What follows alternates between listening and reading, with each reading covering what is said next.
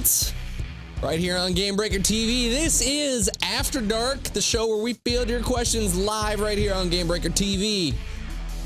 Joining us tonight, taking a break from his non-stop quest to level 90 from tankspot.com and the Weekly Marmot, the Iron Man himself, it's Mr. Josh Allen. How's it going, Josh? Yay, levels. Yay, experience points and quests and dungeons and stuff. We'll get into that in a second, because I'm sure you're eager to get back there, because I don't think you've hit 90 just yet. Not and quite, joining no. us all the way fresh up from the mist of Pandaria, it's your boy Darnell. You mean joining us from doing absolutely nothing, like all day long? I ain't been doing anything at all, actually. Why? Why not, Right Darnell? now. Because I'm lazy, pretty much. Oh, all right. Well, before we jump in and start taking some calls, obviously the hot topic this week is the Mist of Pandaria. That launched last night at midnight. We had a live stream event right here on Gamebreaker TV that's uploaded to the site. If you guys haven't checked that out, be sure to go do that. This is the camera that I'm looking at. So where do you guys think so far? Obviously, we are, I can't do math, but less than 24 hours into the actual expansion. How's it gone so far for you guys? It's been going pretty good. Leveling like crazy, doing what I can. I'm obviously a little behind the top end of the curve right now. I'm not quite level 90 just yet. I got beaten by a monk. That was cool. When I saw that happen, that was about half an hour ago now. Maybe an hour. I don't know, time kind of blurs together when you've been playing for 22 hours straight. But yeah, no, it's going pretty good so far. It's been it's actually been a lot of fun, and there's been surprisingly few issues with like server stability and such on Eridar at the very least. So it's been good. And that was something that was kind of exciting this time around, is that there wasn't a relog thing. I remember right during the middle of the show, all of a sudden I looked behind me and a quest had popped up and I was ready to go, and it was just, get your butts over to Pandaria, we are good to go. And that seemed to go pretty smooth. A lot of people seem to hit some issues with on the Alliance side. People kind of hit the issue of overcrowded first starter event, and kind of overpopulated servers in terms of questing. But that's kind of to be expected when everybody starts rushing into a brand new zone. Right, and I think it's important to make the distinction that things went relatively smoothly on U.S. servers. European servers, that was a cluster bomb over on the European servers. It was a mess over there. Once again, the Europeans proved to be a great testing grounds for launching Blizzard products, so that when they hit in the States, things go a little bit smoother. So thanks to our friends across the pond for there are testing monkeys for us. Pretty much, right. Yeah. That's great. How's it been going? You've been trying to level to 90. You haven't stopped since last night. Where are you at, and how much longer do you think you have? I am currently at 20.5 million of the 27.6 million experience points necessary to hit level 90. So you have a million to go. 70, 7 million to go. More or less. I'm awful at math. Wow. Yeah, that's worse than me. That's pretty bad. That is pretty bad.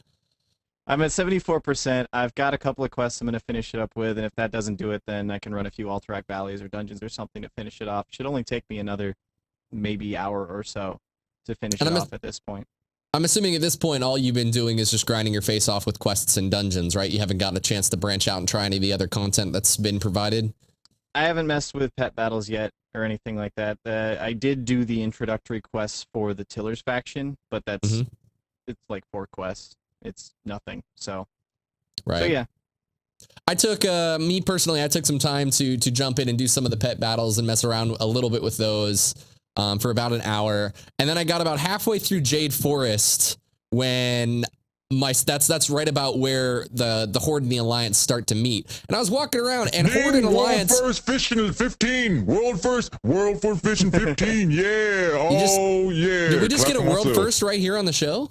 That's right, yeah. Oh, fishing 15. Ain't no one got that. Yeah. Number one, yeah.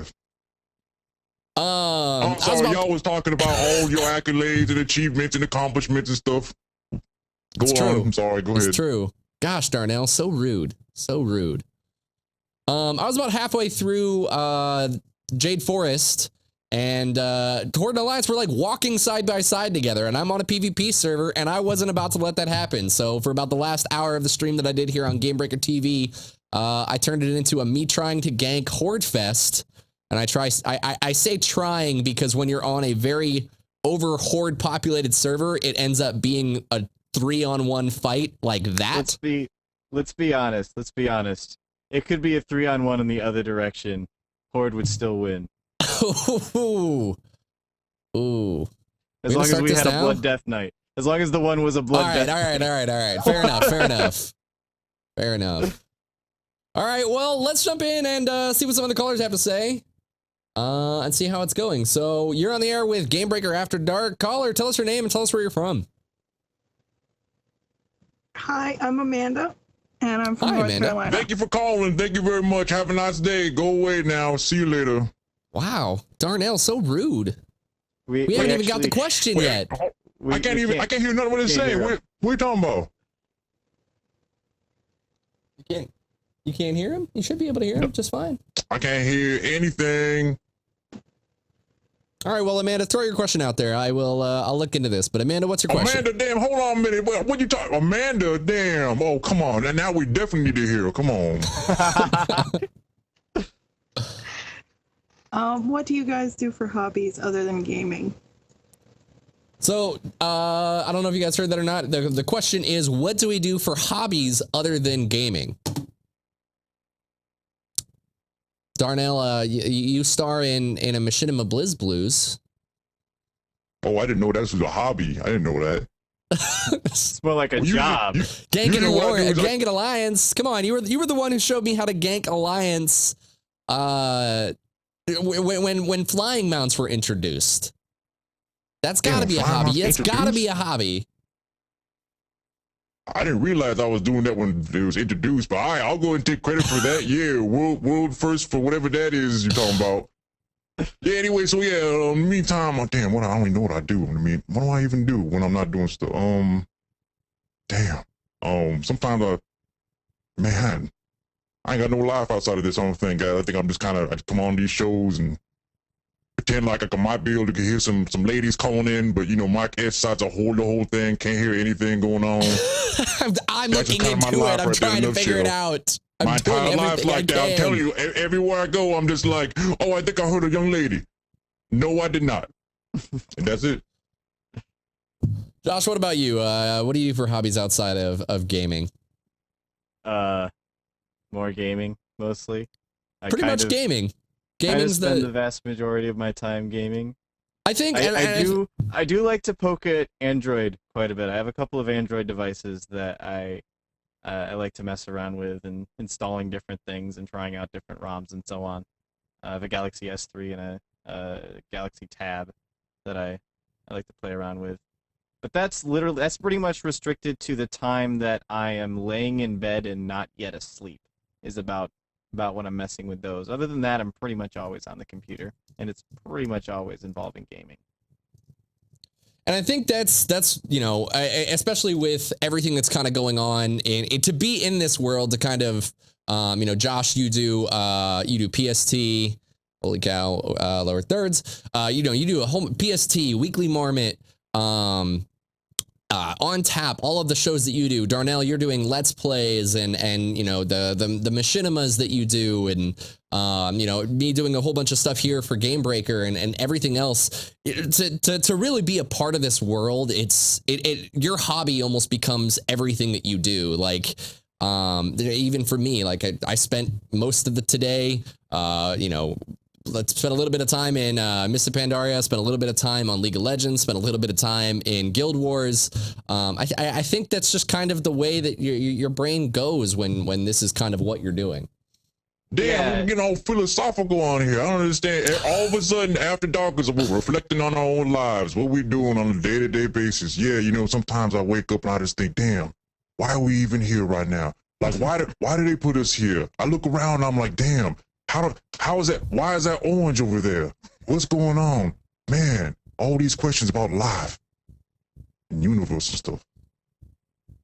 It is kind of a good point, though. I mean, I'm not gonna come off as saying like, oh, my job is so hard and no, it's really hard. I mean, it is hard work, but it's something I enjoy quite a bit. Otherwise, I wouldn't do it. But to do the whole like internet, YouTube, streaming, etc. thing that that we do, you have to really love spending the vast majority of your time either gaming or working on something related to gaming, because it takes a lot of time to actually do it. It really does. Like, the vast majority of your time is going to be spent on something like this. So you have to enjoy doing that if you want to be in this industry. So it's not terribly surprising when you know, we get asked questions like, what do you have for hobbies? And we all just kind of go, what are hobbies? What is you mean like this is my hobby, isn't when it? we're not frapsing? Is that what a hobby is? But I thought when you make video game videos, all you gotta do is just turn on the microphone and start recording, and then you upload it. That's it. Done. Money coming in. Well, I mean, I had a joke there, but it got lost somewhere around. It didn't end up working out. All right, let's jump and throw it to another caller. Let's see. It got lost at like the 16th hour of no sleep. That's about where that. Wow, you had that joke that you were holding on to for this long, man. I could at about the 14th hour of no sleep, I was actually able to see the future. Wow, but you lost it at the 15th, didn't you? Boom, boom, boom, boom, boom, boom, boom, boom, boom, boom, boom, boom, boom, boom, boom, boom, boom. All right, let's throw it to another caller. Caller on the air with Legendary After Dark. Tell us your name, tell us where you're from, and I'm going to see if Darnell and Josh can hear you. My name is Dev Hill. I'm from Canada, Ontario. First off, I want to say amazing shows you guys do, and a great launch party for the Miss Pandaria yesterday, especially the Titanic intro. That was just classic. Mike B was rocking. Wait, Darnell, could you hear him? Nope, and nothing again. Dang. Josh, can you hear him real quick? Josh? No? All right. Well, we on the same call. I'll take all the awesome praise that we're getting for the awesome launch party that we did and the amazing rendition of Titanic's theme song.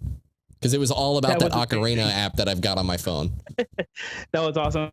But I do have a question for you guys. I still, there was a cup sitting on my desk that I could have pulled out and started beating like a cowbell, and I've been beating myself over the head for not doing that. You gotta think quicker than that. I had been awake for an hour at that point, so yeah. All right, so what's your question? Okay, so this is for all you guys. I'm sure you guys all know by now, with Diablo 3 being quite the flop and the PR has not been the greatest and all that, and they're slowly trying to bring it back up.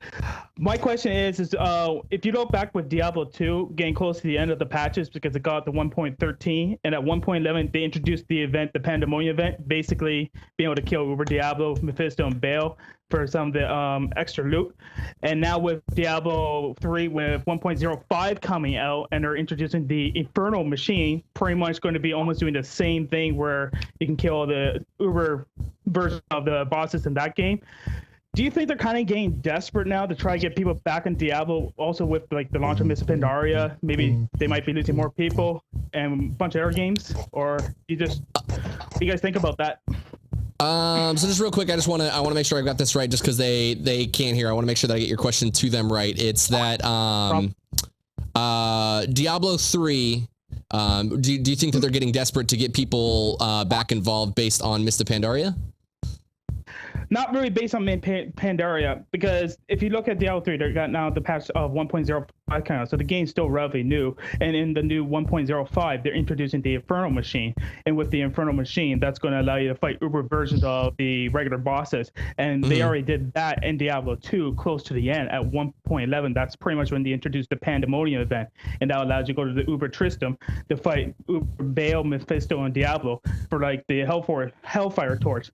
So it was like some stuff just to add to keep the game going. So I'm wondering if they're already getting desperate on Diablo 3.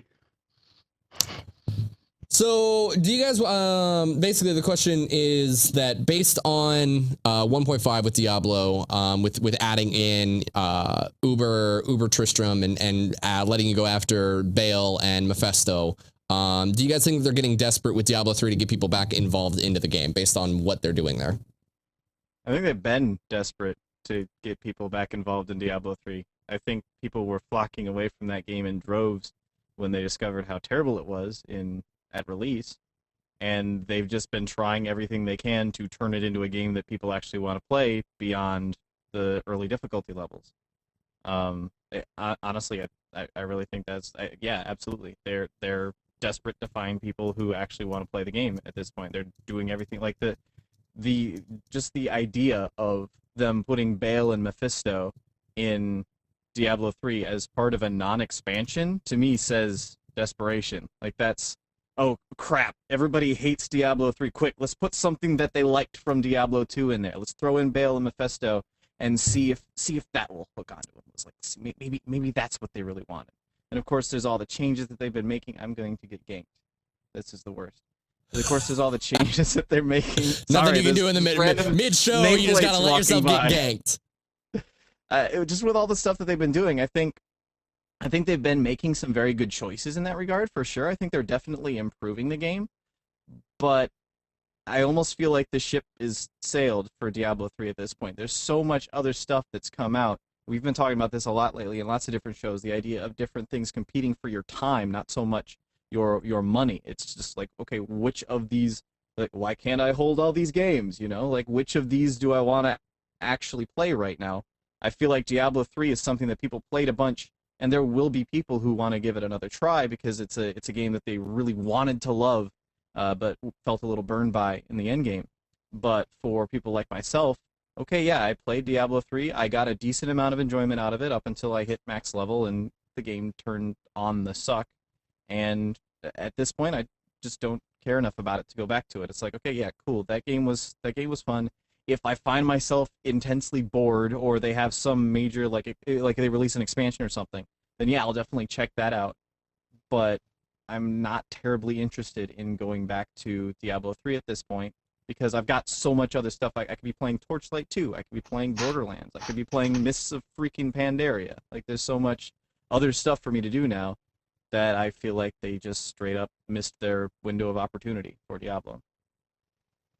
Now that's something that we actually just started playing with gameplay, as Gary, Mike B, and I all started to jump into Torchlight 2. Do you guys this is something I kind of talked about a little bit last week, but do you guys got any more thoughts on Torchlight 2 and how it's going and the way that it's presenting itself in conflict to Diablo 3? Because there's a lot of people who feel that, I feel like there's a lot of people who even said when Diablo 3 launched, there was a good majority of people who just said, you know, just wait, because Torchlight 2 is going to vastly overshadow Diablo 3. Isn't that because everyone said that Torchlight 2 was basically going to be Diablo 3 because of dudes and all that stuff, and then one guy came out and he said, F that guy, and everyone was like, oh, snap, I'm going to freak out, and then that was pretty much the end right there. Those things are related, right? Those things are all connected somehow. I would not be surprised. But no, I think, like, I can't talk too much about Torchlight 2 just yet, because I've had a grand total of about 20 minutes to actually spend with Torchlight 2, just because there were like 8,000 things that came out last week, and then getting ready for Mists of Pandaria as well, so I haven't had much time to spend with it just yet. But there are a lot of things that, in concept and almost in response to the issues that Diablo 3 had, that they're doing in Torchlight 2, or they have done in Torchlight 2, that seem like, at least from a theoretical standpoint, seem like they could work out to be very good. I haven't had enough time with the game to really give it a pass either direction just yet, but I do like a lot of what they're doing in theory. All right, we got another caller here. Hopefully I got this thing fixed over here and you guys will be able to hear them. You are on the air with Gamebreaker After Dark. Caller, tell us your name and tell us where you're from. Oh, looks like I muted them completely. That was not the right setting to change. 1 second. All right, caller, you out there? There we go. Hello? Hello. Oh, sorry. Hey guys, how's it going? This is Troy, also known as Xanath. First off, I just want to thank you, Mike Kess, for your help last night with trying to help me find the Pandarian portal. Finally got around to it. Wonderful. Glad I could help. Yeah, man, that was great. My question is basically for Mop, and it's there we go. when you guys think, if or when they're going to implement the Pandarian hairstyles for the other races, or even better yet, when will they give Lore's hairstyle to the other races? Sorry, can you repeat that again? I'm trying to get this audio switched so that they can all hear you. Go ahead though. Continue. Oh yeah, no problem. Oh yeah, it was just if and when they're going to be implementing the the Pandarian hairstyles to the other factions, or if they're going to maybe implement Lore's hairstyle to the other factions. So Laura, I don't know if Laura, did you hear that question, or did you hear it through the stream? I heard about 2 seconds of that question when you suddenly weren't able to hear it. Like whatever you did that you were like, oh, now I can't hear you, and you were messing with something. Yeah, we could hear it for those 2 seconds, and then you switched it back so you could hear it, and then we couldn't hear it anymore. So. All right, I will look into that. Essentially, he's saying, when do you think the Mr. Pandaria hairstyles will be included to the other factions, and when do you think that Lore's hairstyle will be implemented in the Mr. Pandaria? Well, my hairstyle will never be implemented in World of Warcraft because that would actually kill the game. That would be the WoW killer, would be putting my hair in World of Warcraft. As to the other hairstyles, like specifically the Pandaren hairstyles, I feel like a lot of them, because especially the female Pandaren, because they have the whole like color thing going in their hair, that can be kind of tricky to implement on the other races. You know what? Actually, I just had a theory that pops up. I imagine we'll probably see hairstyles like that put onto the other races, and vice versa, when we get the player model updates. When they go through and actually update all of the old character models, I imagine that will be about the time that Pandaren hairstyles make their way onto the other races, and the other races' hairstyles, which are all going to be basically new, right? They might look similar, but they're going to be remodeled and everything, because it's part of the character remodel. All of those hairstyles, potentially some of them at the very least, will make their way onto the Pandaren. For the low price of 99 cents a haircut, real money, yeah. Oh, we got a whole new shop right over here. Why don't you go and step right in and get yourself a haircut? Only cost 99 cents per haircut. Let's go. Change the color for additional 25 cents, just $1/4. Is that something that's going to end up just becoming like the dance studio at this point? Something that's coming but never really implemented? I'm waiting. I'm still waiting. Update? Yes. They've said they're actively working on it at this point, which is more than we ever got for the dance studio. So, like, the tipping point for me where it went from, yeah, this might never happen, to, okay, this probably will happen, just maybe not in this expansion, was when Tom Chilton was talking about it in I think it was the Reddit AMA that they did. Tom Chilton, who's the game director, was talking about it, going, yes, this is a high priority for us, because I know that it was not a high priority for him 6 months ago. So something changed, something in either their overall strategy or a design discussion they had somewhere. Something changed where it went from, okay, this is something we'd like to do at some point, to this is a high priority for us. For Tom Chilton, the game director, to come out and say that does carry some weight to it, and it does give some insight into the thinking behind what Blizzard is doing. So, no, I totally think we're going to get character model updates. Barring, I'll say about 80% chance that we get character model, 90% chance that we'll get character model updates. There's always a chance that they just go, well, they're too expensive, we're not going to do them. But I think that's actually a pretty low chance at this point. Price is Right rules, 91%. Here we go. By the way, speaking of dance studio, hey, Mike S, I don't know if dance studio next door, someone just got a major ass shipment of Viagra or something. I don't know. Someone having a good time right next door. If you hear it, like boom, boom, boom, boom, boom, boom, boom, boom, boom. And I mean, I'm just wondering, like, it's actually me. It's restless leg syndrome. Oh, just stop right there, though. We don't need to hear about what that sound is you make on it. You can go ahead and just stop it right there. All right, fine. Next caller. All right, caller, you are on the air with Gamebreaker After Dark. Give us your name and tell us where you're from. Hey, how's everybody doing? My name's Alex from North Carolina. Only you guys can hear. I cannot hear. Hello, Alex. How are you doing? How's it going, good. Alex watching from you guys North for Carolina. especially Lore for a couple years. Just a quick question: is you guys think like MOP is gonna be the, I guess you could say, the redeeming expansion for people like myself who Are you guys just playing quit with in me? Is there Kata? really no one there? No, he's talking. We can hear him. Oh, okay. I will relay the question to you, Mr. Chapman. when he's Wonderful. finished asking it. So go ahead. Sorry, didn't mean to interrupt you, Alex. No, that's fine. Is MOP shaping up to be the redeeming expansion for people like myself who played like WoW and vanilla and just in Kata decided I just couldn't take it anymore, just quit? Is this something like people like me should just come back? It's like everything that I guess we wanted to see from Kata, but just didn't get it. Okay, so let me tell you. Okay. Look. What's your name again? What's your name? Alex. All right, so Alex. Yo, Al. I'll call you Al. All right. Okay. You call me D. We be friends. Okay, check this out. Sometimes you got to make that decision. Maybe video games just ain't for you. You need to go outside and get a job or something, go do something else completely. But maybe sometimes video games, maybe this ain't your thing. Yes, of course, the World of Warcraft Mists of Pandaria expansion is going to be the #1 thing all over the world and stuff like that. So you ain't got to worry about whether or not it's good or not. You just got to decide if you want to go ahead and play it. So yes, it is everything you ever wanted and then some. Ow. Buddy. You lost your friend. Hello. Oh, is he not there anymore? All right, so I'm not sure. Damn, he hung the hell up. That truth hit him. The truth just bam. Basically, his question was, just for you, my guess, is, he was asking if Mists of Pandaria is going to be the redeeming factor for World of Warcraft veterans who quit the game maybe over the course of Cataclysm and don't hate World of Warcraft, I guess, is just kind of what I was taking from it. Doesn't hate the idea of World of Warcraft, just was really burned on Cataclysm, was basically his question. And yeah, I would say it's really early to call it for sure at this point, just because, I mean, it's been out for a day.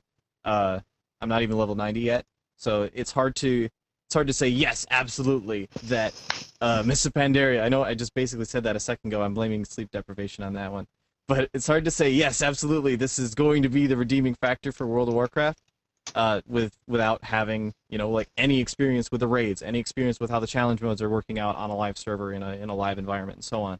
There's lots of things that can change from beta into live, but it's very, very promising to say the least. It's very much looking like it could be what people who were burned on Cataclysm, like myself included, I just did not like Cataclysm.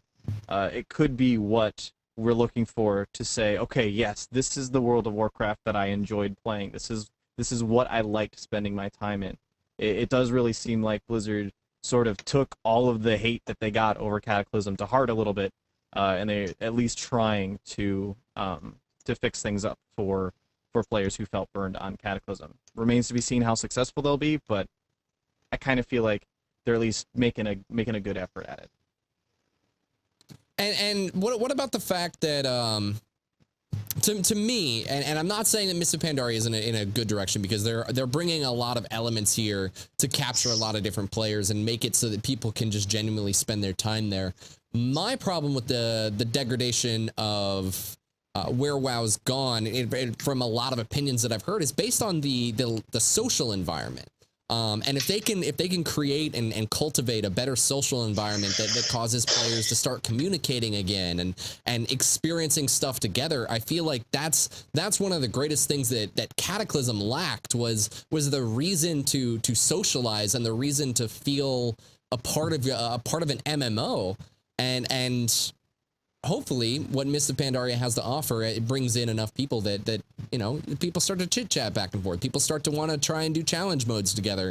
People want to go in and try and tackle new raids, and I think that's really the element that they're going to want to capitalize on.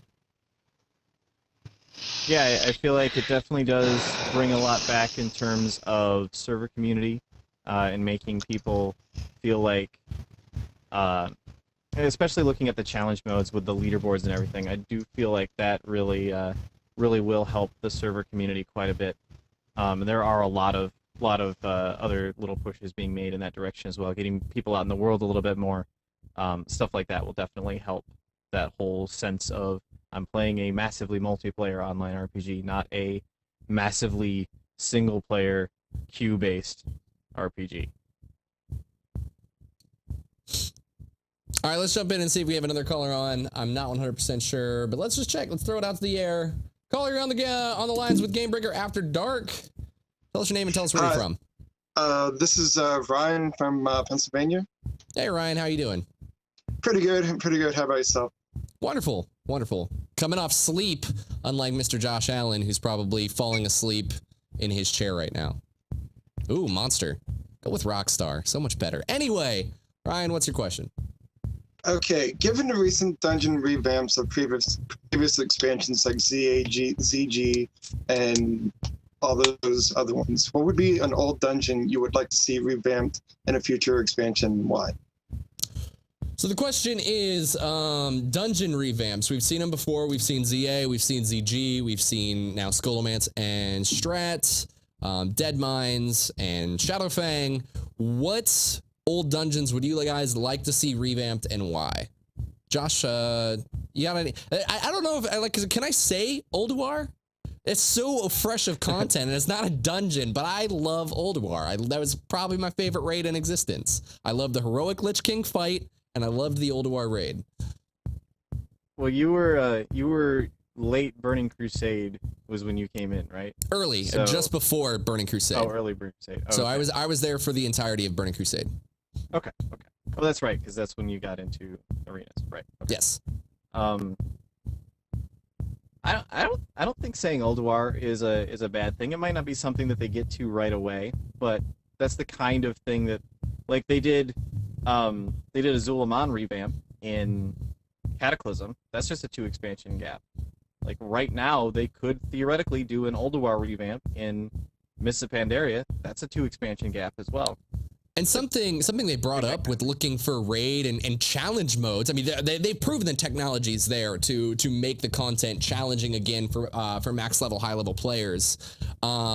They've come out and said that they're not working on it, but they also, I believe, said that it wasn't necessarily not on the table, that they would allow the looking for raid tool to allow you to group for older dungeons and then add in like the challenge mode aspect of de-leveling you so that you can go and enjoy that content as it should have been in the past. Yeah, that was actually something that I asked Ian Hazakostas about when I interviewed him for Tank Spot. I just straight up asked him, hey, is this something that... Because he like started talking about they have the capability right now to scale your gear. They don't have the ability to scale your level, but it's something they're working on. So I kind of asked him, is that for scaling down to do older raids? And that's actually something that's definitely a possible application of that. Once they have it in place, it's something that they're looking into, for sure. So I think that'd be pretty cool. Scaling, instead of revamping the old dungeons and saying, okay, we're gonna make this fresh new content, do it as a challenge mode. If they end up going with the whole challenge mode raids idea, which they've mentioned a couple times, that'd be a great way to do it. They did that just before Mists of Pandaria. They were just like, hey, it's the summer of challenges. Go run Ulduar. Just make it a challenge mode. It'd be more interesting than random summer challenge to go run Ulduar, for sure.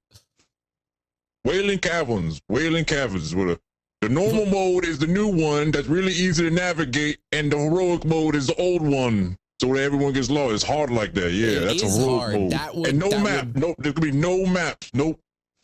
But how would I know where the loot is and what the strategies of killing people? Why would you take that away from me? That's heroic right there. That's how you know it's heroic mode right there. The same way we did it back in my day, which was aimless wandering and getting lost. Get your ass some graph paper and a pencil, and then you just start drawing squares and blocks all over the place, and there you go, map. Do it .hack style. Wow. I did that. That was how I built my first maps for The Legend of Zelda, was with graph paper and squares and then little ticks. And we had literally customized for both Master Quest and Normal Quest. We had custom maps before there were strategy guides. Introduced to me by my mother. My mother taught me to do that. What a good mother. Was she into roguelikes? What? What? God, you're too young to even know what a roguelike is. Yes. The answer to that is yes. Roguelike. I'm very similar to a rogue, but not quite. but only sort of. Just kind of like it's a dual wielding warrior. roguelike. Or a feral druid roguelike. Rogue-ish. Rogue-ish. Rogue-esque, as it were. Dungeon I would like to see revamped. I would say AQ20. Just because Assyrian is still my favorite fight of all time. Just because I loved having to run around like crazy in this giant room while I'm tanking the thing. The fight was obnoxious and terrible for everyone but the tank, and some tanks hated it. I loved doing it. I loved doing that fight. It was a lot of fun. So I would say bring back AQ20. AQ20. Honestly, just bring back Assyrian. I don't even care about the rest of the bosses. Just bring back Assyrian. Not AQ40? You don't want Cthulhu. I feel like they couldn't bring back, unless they brought it back as a 40-man raid, you can't really do some of the fights in there, especially Cthulhu. You would not be able to do Cthulhu justice with 25 people, because what made Cthulhu difficult was trying to cram 40 people in that room in a way that didn't chain the beam all over the place. That was the strategy for Cthulhu. I feel like there's no way they could properly replicate that unless they literally just made the room smaller, which would feel weird, I think. I don't think there's a good way for them to properly give homage to how AQ40 worked if they were to revamp it. All right. Well, this next question is brought to you by Netflix. For a free 30-day trial, head on over to netflix.com/GameBreakerTV. Caller, you are on the air with Gamebreaker After Dark. Tell us your name and tell us where you're from. Hello, name's Chris. I'm from Winnipeg in Canada. Chris from Winnipeg, Canada. I can hear you. Okay. Yeah, my question is, considering how fast some gamers are getting to max level in MMOs, do you think game designers will gate leveling in the future to delay access to content until a threshold of players reach a certain point?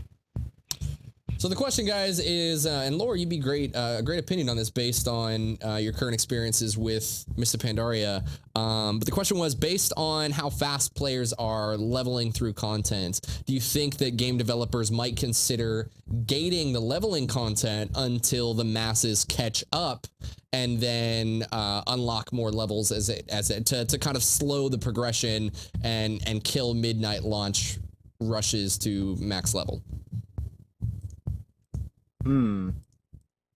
That's kind of a tough one to answer. I mean, I guess the first thing I would say, is, holy crap, World of Warcraft questions. I mean, I guess it's to be expected. Mop just launched. It is coming off the launch of Miss Pandaria. We can't really expect much other than WoW questions right now. Yeah. We got a Diablo question. That's a tertiary World of Warcraft question, but there we go. No, okay, so I guess the first thing that I'm wondering is, what's the motivation for killing off the Midnight Rush? Is it because people look at, for example, while I'm leveling, I see somebody else already has level 90, and in a sense, that can sort of devalue the experience for yourself a little bit. It's something like, somebody else already got level 90? Well, crap, now I just feel way behind. I feel like that's the sort of feeling that players go through. I don't necessarily think that killing quick leveling is the way to do that, though. I feel like you would upset a lot of players by not letting them play the content right as it's released. Now, there's an important distinction to make there, because I do like what they're doing with the raid gating. The important distinction to make is when the gating is healthy for the life of the content, and it's something where you literally have to say, okay, no, you can't have all of this candy yet, you're going to spoil your dinner, sort of thing. That's something that you do have to do in game design with gamers sometimes, because they will do everything that's available to them. I don't feel like leveling, especially when we're talking about in World of Warcraft, where it's only 5 levels, I don't feel like that leveling curve is... It's definitely a big experience for some people, but I don't feel like it's the experience for, especially for the people who are rushing to max level. I don't feel like it's the experience.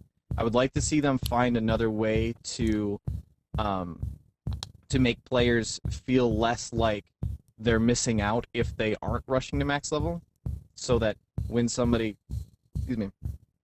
does end up rushing to max level, it doesn't give that sense of, oh crap, well, either A, that guy's totally wasting his entire life because he's rushing to max level. sometimes we just like to do that. And B, it is in a sick, twisted way kind of fun. I wish I had the It is, energy yeah. to do it today, but I knew that I was going to have to come do this show. But in its own twisted sense, it is really fun to just take 2 days off and try really hard to get there. Not even first, like even if it's not server first, like just to have that little that 1-2 day competition against everybody in your guild. See who's gonna get bragging rights for guild first to 90. well, and even in my case, me wanting to rush to max level, it wasn't something that I did out of any sense of competition or anything, like I've got to be the first or something like that. It was just something that I looked at and I said, okay, here's an opportunity for me to test myself in a weird way and just sort of have that gamer badge of honor of I got to level 90 before I went to sleep. It turns out it's not actually that difficult, Mike S., but Hey, Damn, I've been up since 9 man. the day before. Mhm. No, but have- and that's I'm coming What off if- of 2 hours of sleep right here, buddy. didn't they didn't they all right, fine. I'm a Care Bear. Didn't they I feel like a month or two before Mists of Pandaria's launch, they came out and deliberately raised the experience levels, and people were claiming that it was going to take a while. Was I just so slow? And maybe it was the fact that levels were gated in Mists of Pandaria during the beta, but for me, it felt like it took like a month, or at least consecutively, it felt like it would take at least 3 or 4 days during the beta to have gotten to max level. And here people are doing it in less than 24 hours. There were a lot of different factors in there as well. One of them was the gating that you mentioned. Like, it just makes you feel like it's taking longer when it's actually gated like that to make it take longer. Which actually kind of ties into the question quite well, too, is like that's the sort of experience that we ended up with where it just made it feel like leveling took forever. It's not an experience that a lot of people want to take an extended period of time. It's something that, especially in a game like World of Warcraft, where the majority of the content is the end game content, people want to get to at least some semblance of the end game as quickly as possible. The other thing is that you were dealing with a whole lot of bugs, incomplete content, unfinished content in general. In my case, I wasn't running I ran dungeons. I completely skipped Jade Forest, ran dungeons from 85 to 86, and it was just straight up faster to do it that way. That's not something that I did in the beta, so instead I went through the entirety of the unfinished and buggy Jade Forest with standing in line trying to get to the quest mob, that whole thing. That'll add on. I feel like the number of bugs and glitches that you came across and just unfinished stuff that you would come across while you're leveling. There's even like extra quests that I just didn't do before in the beta because they weren't there. They literally just had not implemented them the last time I leveled in the beta, which was a few months ago at this point. But regardless, I do feel like there are a lot of factors that would have contributed to what I would agree would be that we felt like before release it was going to take a long time, or at least longer than Cataclysm to level, and right now it's feeling to be about the same, if not slightly quicker. All right, we got another question right up here for, we're going to throw this one straight out to Darnell. This is coming in, I'm actually not sure who, Rodrigo Alcron had a specific question that he wants to know, how is it possible, and Darnell, I think you actually have asked this, or you've answered this before, how is it possible for Darnell to actually speak if his tongue is hanging out? Does he feel thirsty? And with the added part of there's nothing in there to lube up your tongue, is there? Oh, damn, he had to go and say lube and my tongue in the same sentence. Oh, I know what he's trying to say. Yeah. Anyways, yes, pretty much just magic, magic. I mean, wait, I don't know if he noticed, but watch it 1 second. Okay. Damn, oh, look at me. You can't even see what's going on up here. Oh, camera, magic. Wow. Oh, magic, just like that again. Yeah, magic. You can't see my face. Boom, Anyways, yellow that's how dress. stuff works out here. It's just all magic. Magic. I wanted to put on a yellow... Boom. Yellow dress? No? Boom, Josh is magic. Boom, No. Emperor. My Alrighty. apprentice. So let's take a moment here and shift topics, because we're getting a lot of World of Warcraft related questions. Guild Wars. I'll relate this somewhat back to Mists of Pandaria, but it's been 2-3, I don't know, it's been 2-3 weeks since launch at this point now, maybe a month. I can't keep track of days anymore, but how do you guys think that the Guild Wars community is handling now that Mists of Pandaria has launched, now that people are getting to max level? Do you guys think that the content itself is self-sustaining? Because I'm seeing a lot of chatter going on in Guild Wars of people not necessarily happy with it after they got through the initial questing experience. That's to be expected. A lot of people end up turning around and you know, flopping on or flip-flopping on which game they're excited about. But how do you guys feel that Guild Wars is going now that all of the major 2012 MMOs are out? All right, so check this out. All right, Guild Wars 2 is a bad game. It's just bad. It's kind of terrible and bad. There you go. You heard it. Now you go tell everyone that, oh, I heard that someone said that there was a bad game and people getting burnt out. Yes, you actually can say that because you did, in fact, hear that Guild Wars 2 is a terrible game. I'm not saying it's a terrible game. That's not what I'm coming out and saying. I'm still playing. I personally enjoy the time. I love the fact that it's free to play. I can play it off and on. When I don't feel like playing Mists of Pandaria, I can jump in and play some Guild Wars. But I don't know. I mean, at this point now, I feel like people maybe have different opinions now that they've gotten in. We saw it with Star Wars. Star Wars only took about a month and a half for people to really start turning, and now Star Wars is having to consider going free to play, or is going free to play.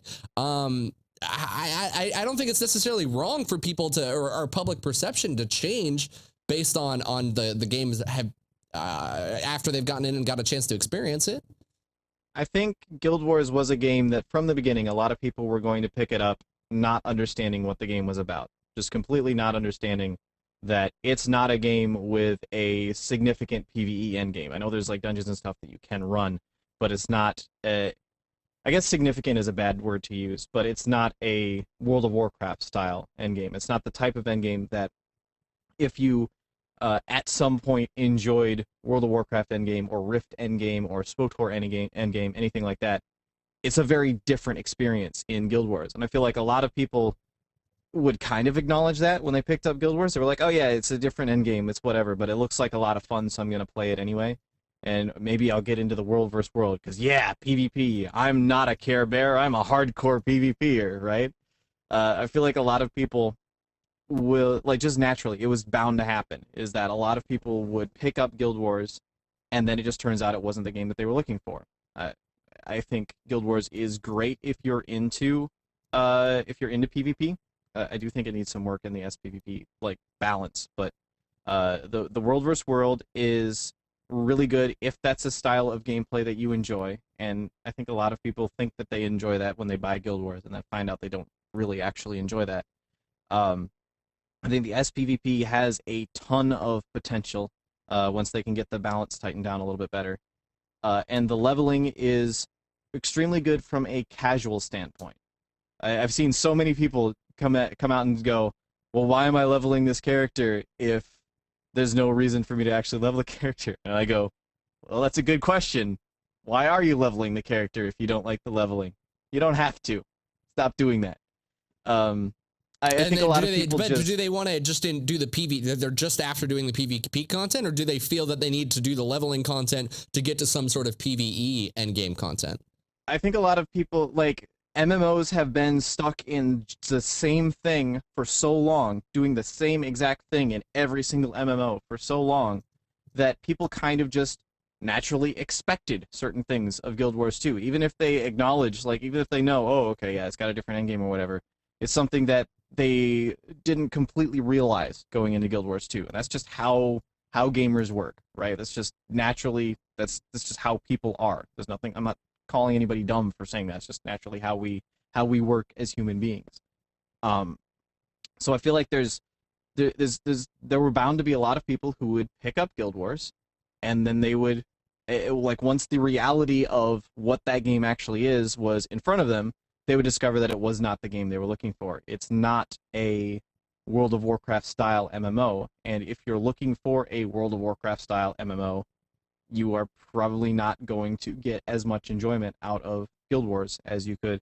Possible exception being if you are really into the PvP in World of Warcraft, because I do feel like Guild Wars has a really strong hardcore PvP aspect to it.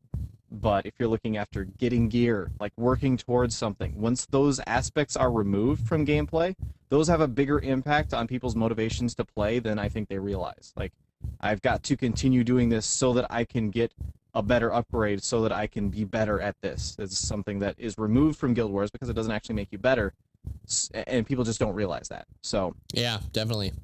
I think it's just a game that a lot of people didn't understand when they got into it. So I'm honestly not surprised, and it doesn't say anything bad about the game whatsoever. If people are moving away from it, if that's actually happening, if people are moving away from Guild Wars and heading back, if opinions to are changing. I'm not even coming out and saying that Guild Wars is seeing a bad repercussion based on this. It's just opinions have clearly changed from the vast majority that they were before, and that's perfectly fine. Guild Wars is going to continue to do what it's doing and be just fine. Do you think that one more quick question on this topic though? Do you think that with your comment about World vs. World being what people not being what people thought it was going to be for the long term, we've talked about how Blizzard might consider doing something with Alterac Valley and making something similar to World vs. World. Do you think that now that maybe it isn't as long sustaining as what people thought, that Blizzard will still consider an Alterac Valley revamp? I think it's still something that they can definitely look into, for sure. It's a gameplay style that a lot of people do enjoy. It's not a bad gameplay style by any stretch of the imagination. I'm mostly, I guess, kind of slipping a little bit of personal experience into that one as well. Just because World vs. World was something I got into at first, and I played it in the beta. I was having a lot of fun with it in the beta. I played it in after the game released, and I was having a lot of fun with it after the game released. And then at some point, I just kind of came to the realization that what I was doing as a player, like just as me, really didn't have too much of an effect in the grand scheme of things, especially once you're in the larger World vs. World battles where there's like 30 people on either side. One of those people on either side could be completely and totally AFK, and it would have no effect on the battle whatsoever. Do you feel like you get that with Alterac Valley? To an extent, like in the Big Zerg, and this is why my rogue is the only character that I can really stand doing Alterac Valley on, because as my rogue, I can sneak around and backcap bases and stuff. I can sneak around and do stuff. I feel like as a personal, like on a personal level, that's just the type of gameplay that I personally enjoy. There's that whole overarching strategy thing that goes on in World vs. World, and a lot of people really, really enjoy. I've been having this discussion with people in my guild as well. There's a lot of people will really enjoy that overarching strategy and that, like, sending strike teams off to do other stuff and so on. That's something that a lot of people really, really enjoy. But personally, I like to have that direct feeling of I am really good at this specific task. Like, I can do this really well, and my own personal actions, not the actions of the group I'm with, not the actions of the overall strategy we've selected, but the actions of me are going to have a significant impact on what's going on around me. That's just the type of environment that I enjoy. So that's why I like SPVP a whole bunch. That's why I like Battlegrounds in World of Warcraft a whole bunch, because I can feel like there are those situations in something like a Battle for Gilneas where, you know, I manage to ninja cap a base, or I come in and save a base from being capped at the last second. Those are the kind of situations where I feel like I have made a significant noticeable impact on what, even like something like peeling off and killing the healer or something in a battle over a node. Those are the sorts of situations that come up in those types of environments. And I feel like there was just a point once the novelty factor of the large-scale battles wore off for me, I kind of just went and looked at it and was like, okay, this is... I see the appeal here, but it's just not something that I find personally that appealing. So that's why I haven't really... Plus the queues kind of were a big turnoff for me as well. I know they've done some work on that, but that was kind of a big turnoff for me initially as well. So I do feel like it's a type of gameplay that a lot of people will enjoy. A lot of people won't.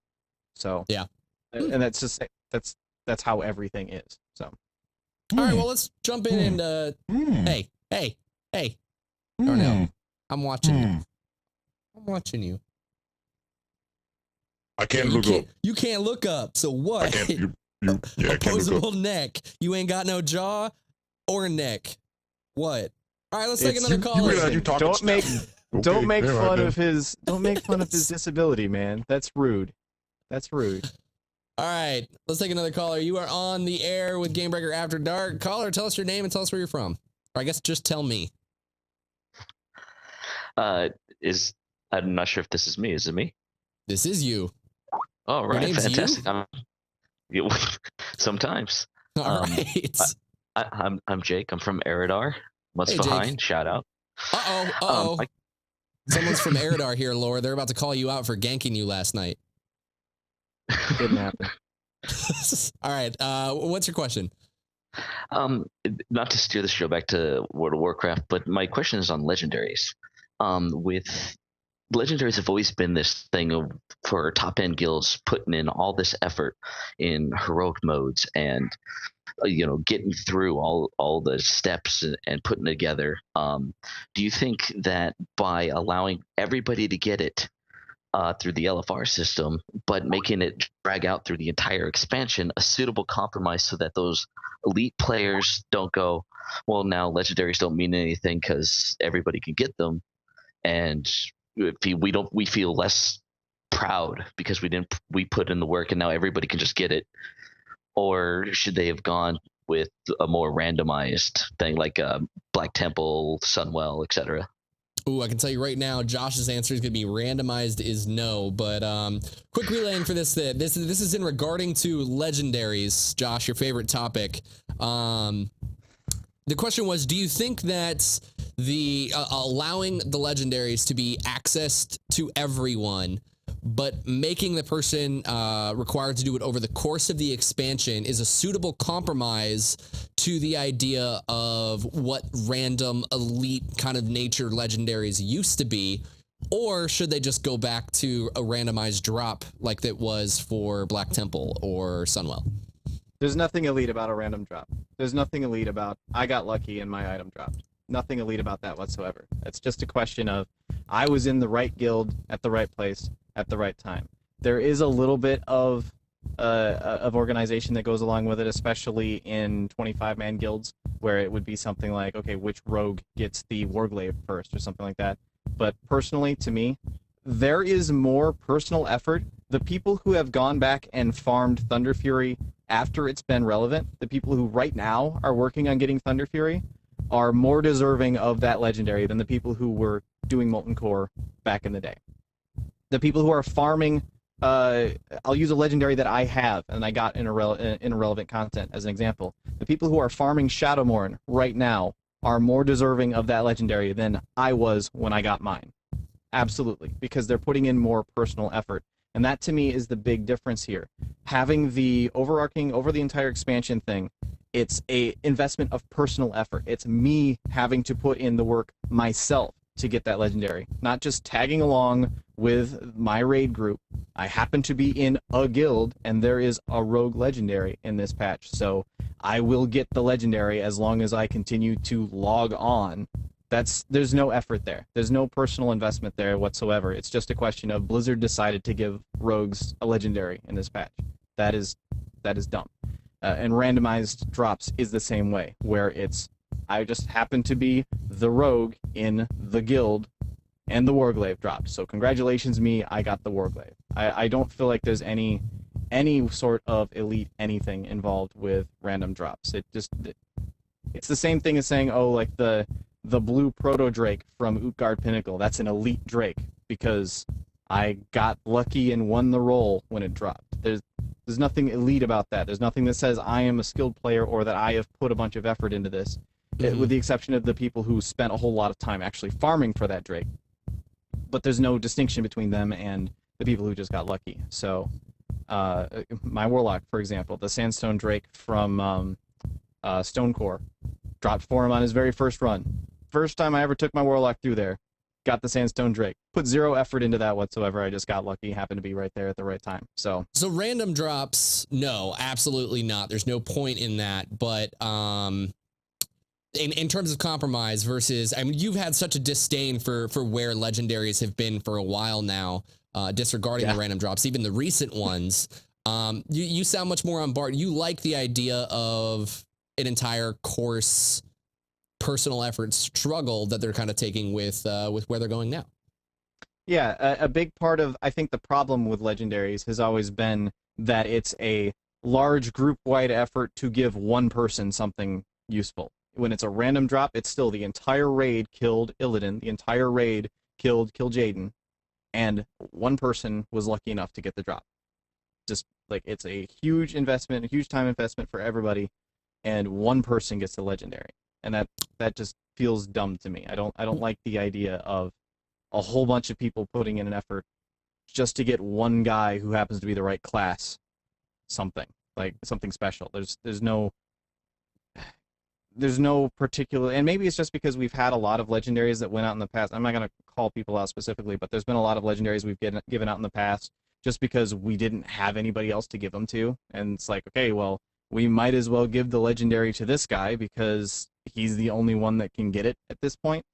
And I feel like when you're in that sort of position in a guild where you're getting a legendary, even though you're not someone who is going above and beyond, that's just a mess. Plus, there's all the extra drama that goes along with it in terms of like who gets the first one and so on, that can cause all sorts of problems. It kills guilds over people saying who gets the first legend. It's just a giant mess. It needs to be something that is a personal investment, and that's why I like what they're doing with the legendaries in Mists of Pandaria a lot more, because essentially it just gets rid of the entire previous concept of how legendaries work and turns it into something that if you put in the effort yourself, you get rewarded for it. That feels much better to me than some guy randomly got something special just for being special. Hold on a minute. All right, now I'm not saying that, legendaries for everyone, etc., is a bad thing, whatever. I already got my partial kind of first step legendary thing. Anyways, so what I'm thinking is hold on a minute. All right, so true story, right? Long ass time ago, I'm trying to get this thing called Dead Man's Hand, all right? It's a purple ring, and when people touch you, they freeze in place. And it's kind of awesome when you're leveling up and people messing with you. All right, so anyways, that took a long ass time to get, okay? Now, there was other times when I was going through and I was doing other things, and I get stuff on the first time. Like, I'll go through, I'll kill something, and I'll be like, slap, that's the thing that I was looking for right there. Perfect, yeah, boom. And I'm happy right now. But the thing is that both times was luck. However, if you take in everything that I went and try to farm up, it kind of averages out to just time spent. So I put in a lot of time in order to earn those things. It just so happens that sometimes I get them right away, and sometimes it take a long ass time. So what you're saying is that if I get a legendary in a raid, then it's not worth as much because I was just lucky. Just happened to be there, get lucky. Is that how that works? In terms of when you're looking at something like a Warglaive, I mean, if the first time you kill Illidan, or the first time you go run Scarlet Monastery, and you get Dead Man's Hand, or, well, not anymore because it doesn't exist, but, or you get whatever item on that first drop, versus the Raven Mount. I am a druid. I have had access to Sethic Hall's Heroic to go after the Raven Lord, and I still don't have the Raven Lord. Because it just won't drop for me. Like... Versus. So when you finally get that, you were just lucky. That's all. Right place, right time. That's it. Yes. I everything that you've done before that was nothing because you just got lucky. That's all. Yes. The important distinction. The important distinction. Going and farming it for yourself. Yes, that's personal effort, and that's something that I can understand, and that's something that I even mentioned. Like going and farming for something. Like if you're farming for a Warglaive, you're spending a lot of personal effort to get that done because you're having to, or like at least make sure that you're organizing a group to get through. There's a couple of bosses that you have to have a minimum number of people to get them and so on. Or something like farming for Dead Man's Hand or the Raven Mount and so on. If you're going back to do old content, that's you putting in that extra effort because there is personal effort there. When it's content that you're doing anyway, like it's something like if the Ravenlord mount dropped in whatever the current tier raid is, and you just happen to get it because you got lucky, if it's content that there's no extra effort on your part, you would have been there whether that was there or not, then that's where the distinction, I think, lies for me, is looking at, am I spending time, am I actually making a personal effort to get this thing by going back and farming for it myself and running this thing as many times as possible just for that thing, or is it something that because I am a raider, I have access to this and I got it because I got a lucky roll or something like that? I don't think you give yourself enough credit, to be honest, because there's a lot of other things that you got to do in order to raid, right? You're going to be out there, you're going to be doing your dailies, you're going to be raising your professions up, you're going to be leveling a character maybe from level 1 all the way to level whatever, right? In order to go in and raid, you got to deal with it, pissy ass people and vent all the time, getting all mad, talking about their feelings and stuff like that. You got to put up with all this stuff. This is work. This takes actual work. You put personal time, investment, and everything you do to get to that point. And then when you finally get the thing you're looking for, oh, all of a sudden, yeah, you just lucky. Don't worry about it. Well, the thing is, so is everybody else. Everybody else is putting that in that same exact amount of effort. So why does one person get rewarded for it more than everybody else? Why does one person get this overpowered weapon or whatever in like over top of everyone else? Why are they more deserving of it than everybody else in the raid who's putting in the same amount of effort? Because their time ain't come yet. The time doesn't come is the problem. I think it's a point. It's an issue where eventually it's just you aren't going to randomly get enough warglaves for every single person in the raid to have a warglaive. It's never going to happen. So, especially when those first 2 rogues that get a full set leave. Start over. All right, let's take another question here and move on. Hopefully from the World of Warcraft topic. I don't know. Let's see. Caller, you're on the air with Gamebreaker After Dark. Tell us your name and tell us where you're from. Hey guys, what's up? Jonathan from Arizona, and I do have a question that isn't World of Warcraft related. Whew. Is it Diablo related? No. All right, so we have something that's... And is it Guild Wars related? No. All right, we got a fresh show. All right, what's your question? All right, so I'm going to give a little backstory first. So a German consumer protection group, the VZBV, is going to take Valve to court if they don't respond to a cease and desist order over their EULA that was revised back in August, which included customers no longer being able to file class action lawsuits against Valve and prevention of resale or transfer of licenses of the games on their Steam library. What do you guys think about this? Was this a big oops by Valve, or is this just another group looking to get something out of Valve, as is the same group that attempted to take Blizzard to court back in July over Diablo 3 not being clear about having to be online in order to play and lack of access due to technical problems? All right, so in a one-word sentence that I can relay to Josh and Darnell since they can't hear you. Oh boy. it's a really long sentence for me to try. It's my bad. What's that? I said my bad.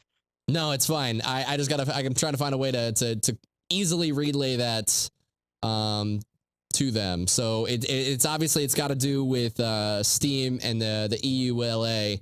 Oh damn. Yeah, it was an in-depth question that I immediately was like, oh no, this is going to be wonderful. So can you repeat your question one more time? I actually threw it up in there in chat if you want to give them a second to look at it. Oh damn, we got a whole ass question in chat right now. Let's see here. Was it in chat or was it? Oh wow, I guess it's in chat. All right, so German Consumer Protection Group VSBV is going to take Valve. Holy cow! Chat room, stop it! Stop touching things. Oh my goodness! Copy and paste. Copy paste quick. It's in the Skype chat. Okay, wonderful. A German consumer protection group is going to take Valve to court if they don't respond to a cease and desist order over their EULA that was revised back in August. Consumers no longer able to file a class action lawsuit against Valve with the prevention of resale or transfer of licenses of games on their Steam library. What do you guys think about this? Was this a big oops by Valve, or is it just another group looking to get something out of Valve that is the same group and has attempted to take Blizzard back to court in July over Diablo 3?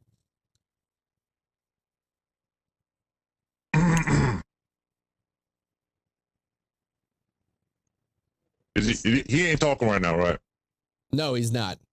Okay, so check this out. Yeah, okay, so back in July, EU court decided to go ahead and legalize the selling of used digital games. So we can go ahead and take your video games, you can sell them to your friends and all that stuff. Just like we used to do when you were kids and stuff like that. You know, hey, yo, I got Blaster Master. You want to use Blaster Master? Check this out. Yeah, I can sell it to you right now because you know why? Because I own the actual Blaster Master. And he's like, yeah. And you get lunch money for it and you go to Ice Cream Man, you buy some stuff, right? Okay, so that became legal for digital download games, all right? Now, apparently Valve think they all big and bad and stuff like that. And I love me some Gabe and stuff like that. Yo, Gabe, all right with me, you know what I'm saying? No Half-Life 3, etc. But anyway, so it's all right, you know, for them to go ahead and change rules, do all that stuff, but they want to play by the rules of everybody over there. So, okay, of course, we have one single group that's like, yeah, you can't do this and change your UALA, whatever it's called. So it's just a global or whatever, so you can't file class action lawsuits or sell your video games or whatever, etc., etc. And Valve was just like, yeah, you know what? We ain't got to worry about none of that. We ain't going to change our stuff. And that's the problem, is Valve kind of got to respect all these other countries. So if Germany got a problem with it, then Valve needs to go ahead and step up and be like, all right, we can respect your laws, your country, and all that stuff. And that's it, the end. But apparently Valve just think they can't. They don't have to do all that stuff. So do you think that the second part about this was that, do you think it's you know, a big oops by Valve, or they're just kind of looking to let's see here, or is Valve just a group looking to get something out of Valve? Same group that attempted to take Blizzard to court back in July over Diablo 3. Do you think that's the case that's going on here at all then? Now, I am not a lawyer, first thing. I don't actually know much about how law, like the intricacies of how laws work or whatever, but my understanding is that you can have something in the end user license agreement and it's either law or meaningless, depending on what your local laws are. So in the end user license agreement, there's nothing actually to take anybody, you can't actually take anybody to court over the EULA, is my understanding, because either part of the EULA is invalid because of a law in your region that overrides it, that says you can't make people agree to that, or it's something that in your region says, okay, well, whatever, you agreed to this, so this is the law for you now. This is something that you've agreed with. I don't think there's actually room to take someone to court over, hey, there's this passage in the EULA that doesn't actually work. I don't think there's anything that, again, not a lawyer, and especially since we're dealing with German laws here, which I know nothing whatsoever about. I don't know how all that works out, but that's my general understanding, is either it's invalid or valid, but never illegal in the EULA. It's either something that just is invalidated by law or is made valid by the fact that you're agreeing to it. I don't know, but that's my understanding. All right, Josh Allen, you can follow him right there at DEVOLRE. Oh my goodness. Damn, letters is hard. Holy crap. Letters damn. are hard. Holy cow. Josh, we know you want to get right back into your epic quest to 90. Can we just keep you for another hour? Should we just start up another show? Can we just do that maybe? You know, we'll keep you around. No? All right. And Mr. Darnell, you can follow him right there at Darnell Sub. DA2X Pi L Pocket Stick QRZ MP3 RQ. And you can follow me right here, not that one. Hey, free Netflix 30-day trial. Yeah, you can follow me right here at Mike Schaffnitz. I do a whole bunch of stuff right here on Gamebreaker, so be sure to keep it tuned. Guys, if you have not checked out Gamebreaker before, be sure to do that right at the website, www.gamebreaker.tv. Follow us at Gamebreaker TV. We do a whole bunch of shows that are gaming related for World of Warcraft, Star Wars, Guild Wars 2, Monty's Minute, a whole bunch of gaming news. Be sure to check out the site if you have not before. Guys, thanks for watching. We will answer your questions next week.